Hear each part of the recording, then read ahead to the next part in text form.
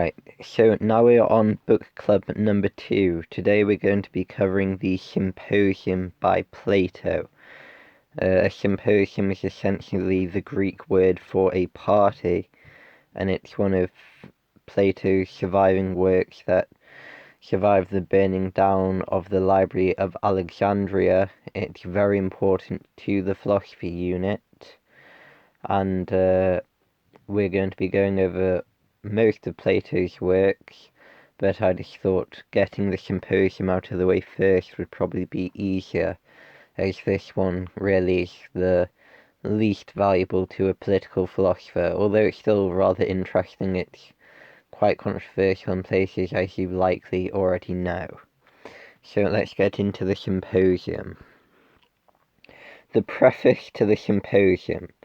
The book begins as two men are travelling to a party, and to pass the time, the first-person character asks his travelling companion, Apollodorus, to recount the events of the symposium hosted by Agathon, which he had heard of from Aristodemus, the man who gives Apollodorus' account of the symposium. Now, you might be thinking, is that the same Aristodemus who fought in the Battle of Thermapole for the Spartans? And yes, it is. So, some brief notes that cannot be included elsewhere in this book club are the proposition put forth by Phaedrus that there are two types of love, heavenly and commonly, or essentially vulgar. And Phaedrus essentially poses many questions about love, and there is a brief part in which it is suggested that Achilles and Patroclus from the Iliad were lovers. It is argued that love gives the most courage, bears the most power, and is the oldest god. A quote from the book is: "An army of lovers, and the boys they love would conquer the world, as the lovers of both sexes would not throw down their arms for fear of showing cowardice in front of their lovers." If you've ever read The Art of War by Sun Tzu, that's a similar message is recounted in that, so that's just interesting to know. It's also said that a lover's vows to society are not vows at all, as they are not dedicated to society as a whole. They are only dedicated to that other person. Now, if you haven't guessed already, the key theme of the symposium is love, and it's essentially questioning what it is and its usefulness to society. So, like I said, it's why it's probably going to be the least valuable thing to a political philosopher. However, it's important to know, because if you really think about love, it's where someone's allegiance lies, and if you're going to be trying to manipulate people in a Machiavellian way, we'll do the sovereign another time, but if you're going to essentially try and manipulate people to get on your side, appealing to the things they're most dedicated to is likely the best way to persuade them. So, we're going to start off by having a look at the things Socrates says about love throughout this book. So Socrates suggests that you can love and desire what is not at hand, so essentially what is out of reach and what you do not have at the moment. He stipulates that love is neither good nor bad nor ugly nor beautiful. It is between each of these paradigms, so it is essentially in a grey zone. Socrates believed that there must be no god of love, as all gods are bound by it. So, as you likely know, the Greek pantheon, there's a lot of this kind of intrigue going on within it. You likely already know, so. He rather intelligently states that you cannot want what you already have. And Socrates also states that paternal/maternal, so essentially the love of a parent, is the purest form of love there is. Socrates describes becoming a parent as divine, as it is a mortal sharing in immortality.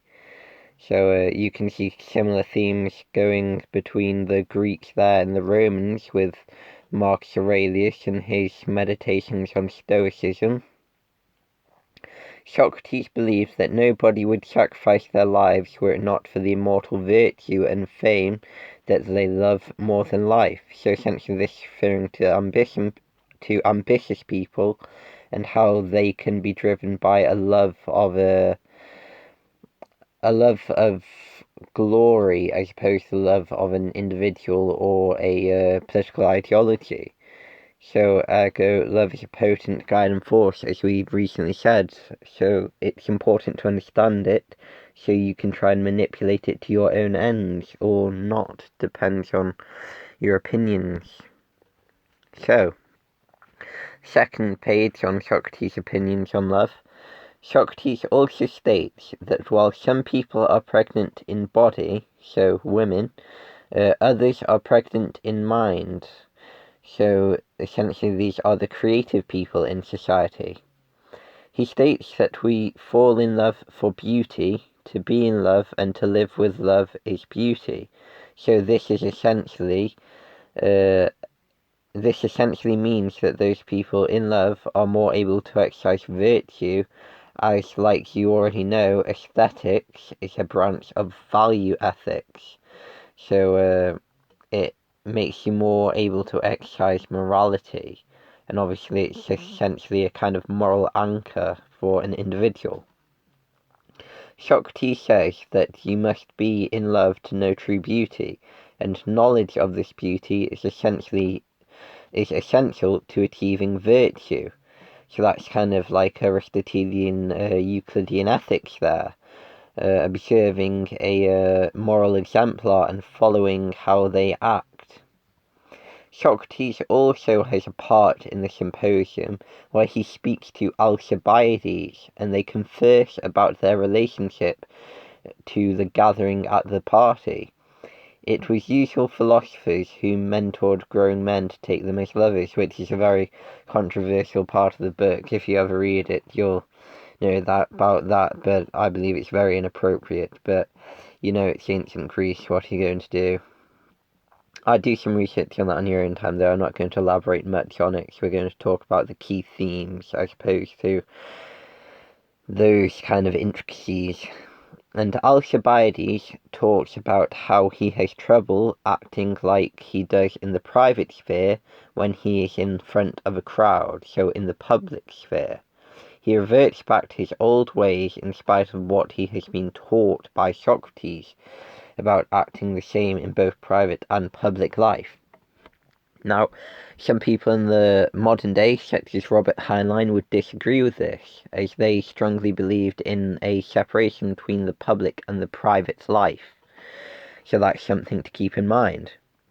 Socrates then briefly discusses how he believes placing too much value on material possessions is below contempt, and truth comes to light about the fact that Socrates and Alcibiades never had intimate relations. Socrates refused, but Socrates did serve with him in several military campaigns.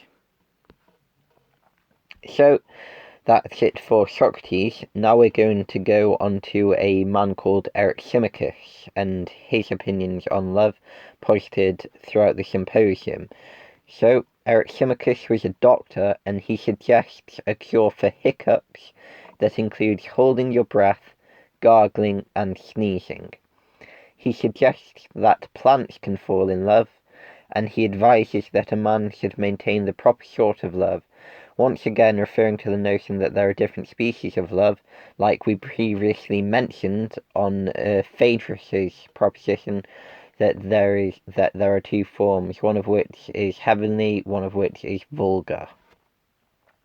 So that would be more referring to vices and a proclivity to do things that are bad for yourself, although the fact that you may think that you love it. Like, I'm sure a heroin addict loves doing heroin, but it's not within their rational self-interest.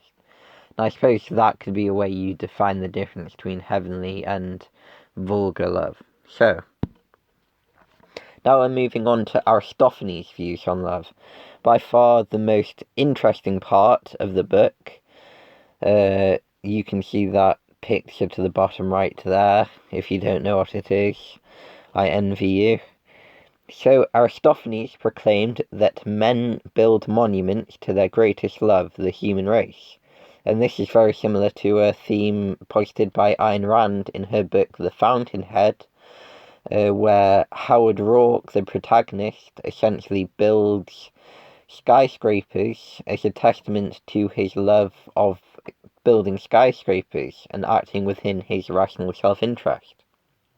So, Aristophanes discusses the origins of human nature and asserts that there were originally three sexes, male, female, and androgynous. He postures that at the beginning all humans were these round, black, androgynous creatures who possessed 8 limbs and both reproductive organs, but Zeus ultimately cut these creatures in 2, thus creating the 2 distinct sexes we know today. Aristophanes believed that these separated creatures wanted to get back to one another, and they originally jumped into one another and killed themselves in their efforts to return to one whole.